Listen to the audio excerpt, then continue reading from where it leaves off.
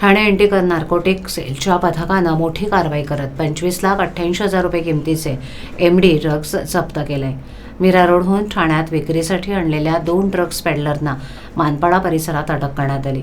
Thane anti narcotic सेलचे अधिकारी अमोल देसाई यांना माहिती मिळाली की 2 आरोपी मीरा रोडहून मोठ्या प्रमाणावर MD पावडर घेऊन मानपाडा इथे येणार आहेत.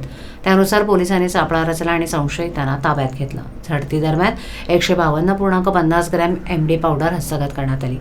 गजाड आरोपी मोईन मोहम्मद आरिफ निर्वाण, मोहम्मद मुजमिल लियादकी नागोरी हे दोघंही मीरा रोड ठाणे इथे राहणारे असून 2 व्हीलरवरून ड्रग्ज डिलिव्हरी करत होते. त्यांना 5 फेब्रुवारीपर्यंत पोलीस कोठडी सुनावण्यात आली. ड्रग्ज नेटवर्कचा तपास सुरू असून आणखी मोठी माहिती समोर येण्याची शक्यता आहे असं पोलिसांनी यावेळेला सांगितलं.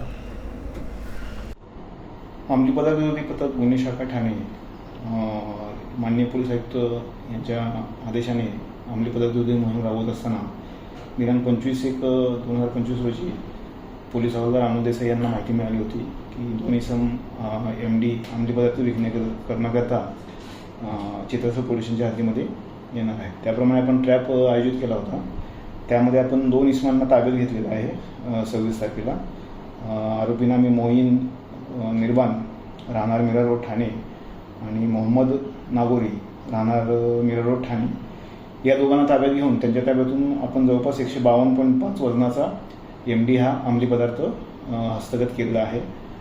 आरोपींना ताब्यात घेऊन त्यांच्याविरुद्ध चित्रसर पोलीस स्टेशनला गुन्हा नोंद करण्यात आलेला आहे.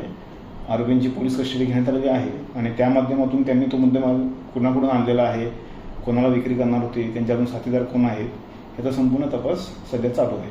सर, मोडस ऑपरेटिंग कशी होती आणि किती लाखांचा मुद्देमाल आहे हा जवळपास 25,88,820 रुपये किमतीचा मुद्देमाल आहे. 152.5 ग्रॅम MDचा.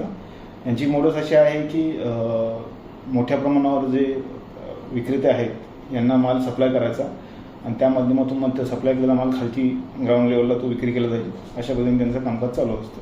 काय बाईकच्या माध्यमातून काय सप्लाय करायचे अशी काही माध्यम समोर आली आहे का? ते सदरची MD विक्री करण्याचं त्यांच्या ताब्यात एक बाईक होती. ती बाईक देखील आपण जप्त केलेली आहे.